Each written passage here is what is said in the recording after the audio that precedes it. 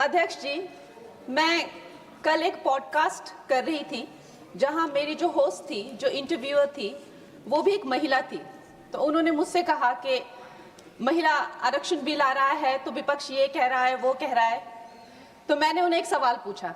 मैंने कहा, आप अपने दिल पर हाथ रख के कहिए, in the history of mankind, in the history of womankind, in the history of the world, क्या कभी भी महिलाओं को ये प्रिविलेज मिला है? क्या कभी भी महिलाओं के लिए ऐसा स्वर्णिम काल, जिसे अमृत काल कहा जाता है?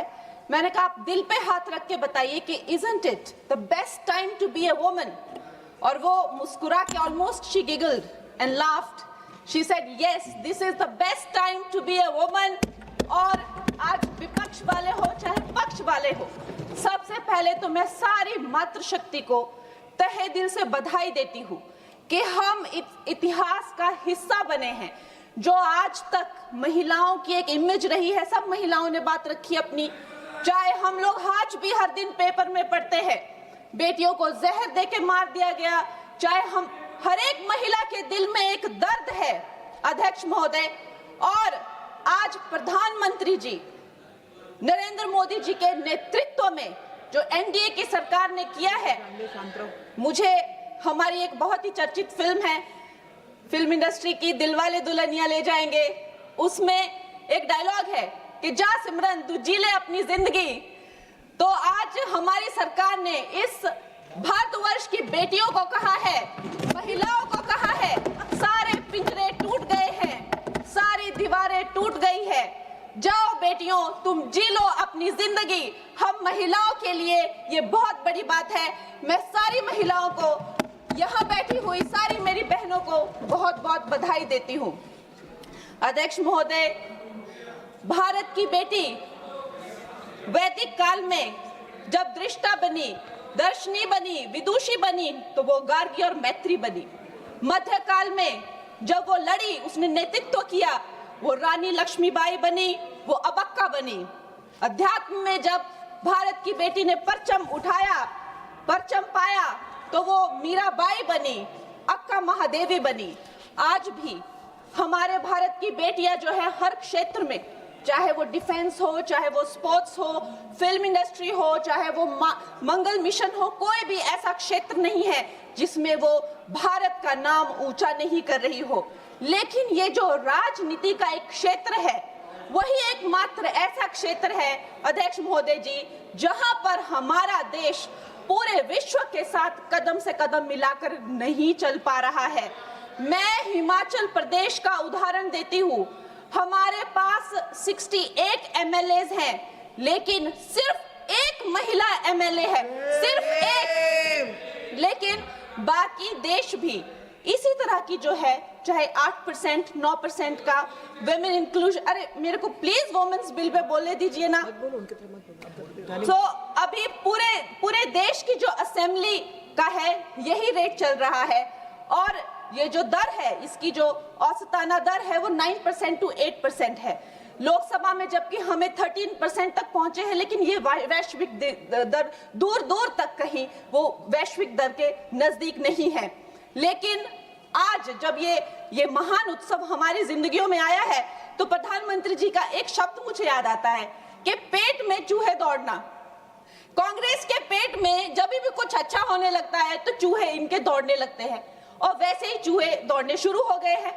अभी प्रियंका गांधी जी कह रही है कि संविधान ही बदल देंगे, यहाँ पे जो है डेमोक्रेसी ही खत्म कर देंगे, कुछ भी करने को जाते हैं तो डेमोक्रेसी खत्म कर देंगे।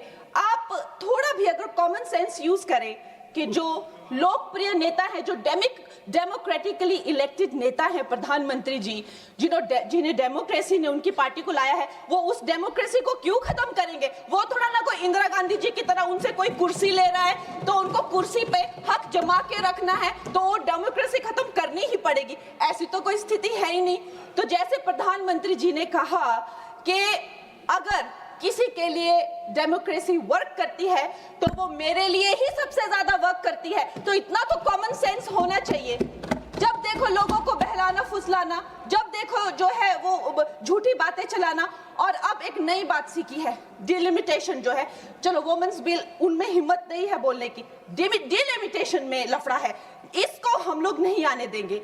अरे प्रियंका गांधी जी, जब लास्ट टाइम डिलिमिटेशन तो कोई बीजेपी का तो कोई प्रोसीजर है नहीं, एक ये संवैधानिक ये एक प्रोसीजर है, हर 11-11 साल में होता था। 51 में हुआ, 61 में हुआ, 71 में हुआ। 71 में जब हुई डिलिमिटेशन तो 61 करोड़ जो है वो भारतीय थे।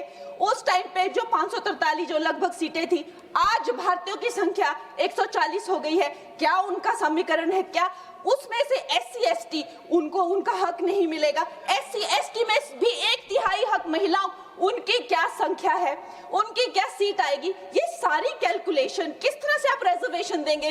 140 करोड़ जो अब महिलाएं हैं तो they should not be accounted for.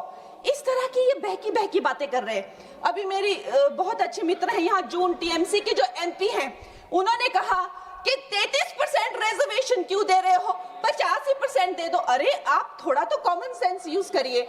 अगर आप जो है 33% दे रहे हैं, लेकिन जो बाकी सीट्स है उन किसी भी सीट पे वो ओपन सीट्स है, वो महिलाओं को लड़ना जो है उस पे कोई भी किसी तरह का बैन नहीं है।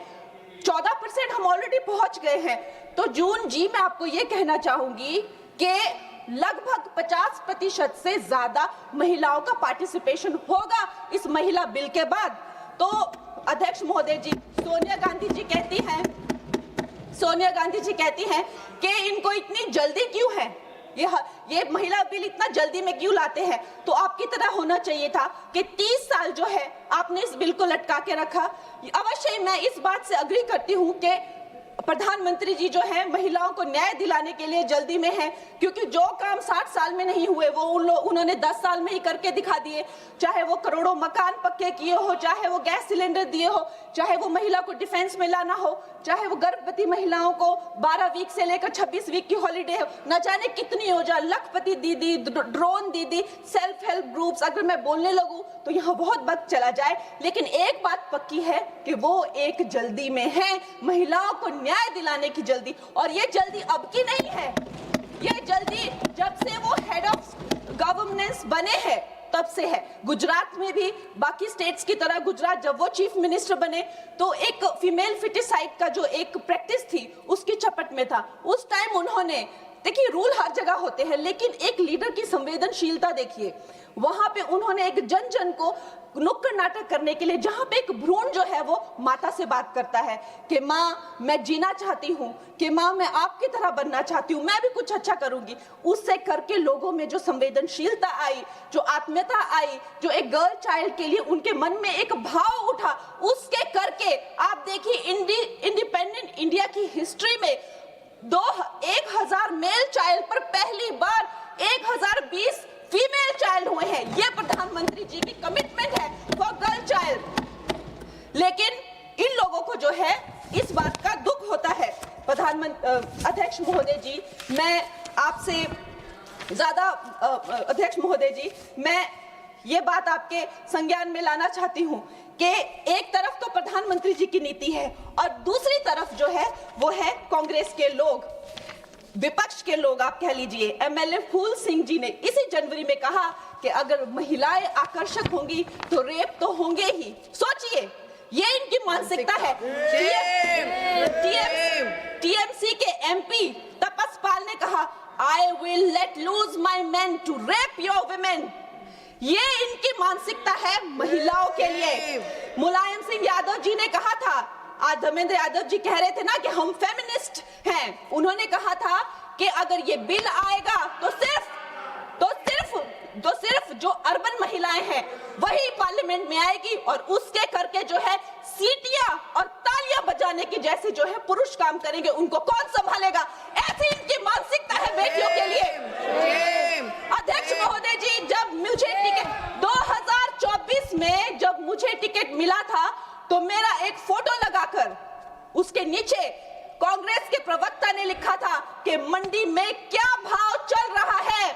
इन्होंने, अध्यक्ष महोदय जी, मैं एक कलाकार हूं, मैंने रानी लक्ष्मीबाई जैसे स्वतंत्रता सेनानी से लेकर गैंगस्टर में एक भटकी हुई युवती से लेकर फैशन के ड्रग एडिक्ट से लेकर मैंने हर तरह का किरदार निभाया। रजो में एक सेक्स वर्कर से लेकर मैंने तलाईवी में एक लीडर की तरह हर किरदार निभाया है, जिसके लिए मुझे कई राष्ट्रीय सम्मान भी मिले हैं। ये एक कलाकार का धर्म होता है कि किसी भी कला में ढल जाना, लेकिन इन्होंने मेरी फिल्म के किरदार के फोटो यूज करके उसके प्रमोशन, जब मैं किसी उसके वो यूज करके नीचे लिखा कि मंडी की लड़कियों के क्या भाव है। अध्यक्ष महोदय जी ये भूल गए कि ये वो मंडी नहीं जो आपको फिल्मों में दिखाई थी, एक मंडी जो फ्लैश मार्केट को लेकर एक फिल्म बनी थी मंडी, लेकिन ये भूल गए ये वो मंडी है जहां मांडव ऋषि ने तपस्या की थी। मांडव ऋषि के नाम पर मंडी का नाम पड़ा है अध्यक्ष महोदय, और उसे छोटी काशी भी कहा जाता है।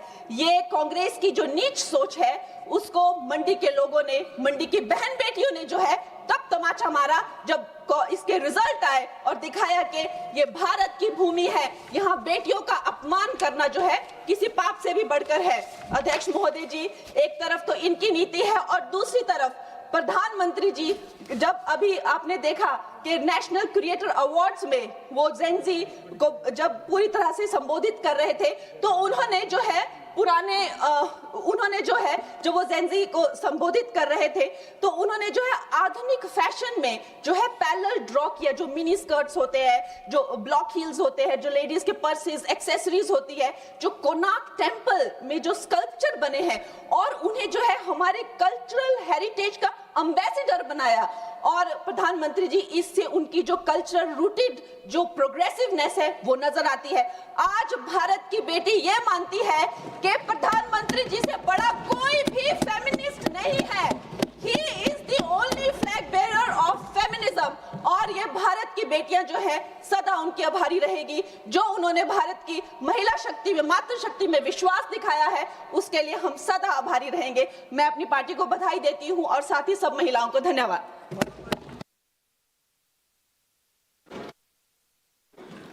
से अब्दुल रशीद शेख जी। शुक्रिया सर। मामला नारी शक्ति का है। मैं आज अपनी माँ, अपनी बहन, अपनी भाभी, अपनी बेटी और अपनी बीवी से कहना चाहता हूँ कि आपको हौसला रखने की ज़रूरत है, क्योंकि मेरे वालिद साहब पिछले 20 दिन से डेथ बेड पे हैं, अस्पताल में एडमिट हैं। मैं अपनी फैमिली से, ख़ास तौर से माँ, बहन, बेटी और भाभी और बीवी से कहना चाहता हूँ कि आपको मेरी कसम, हिम्मत नहीं हारना, हौसला नहीं हारना।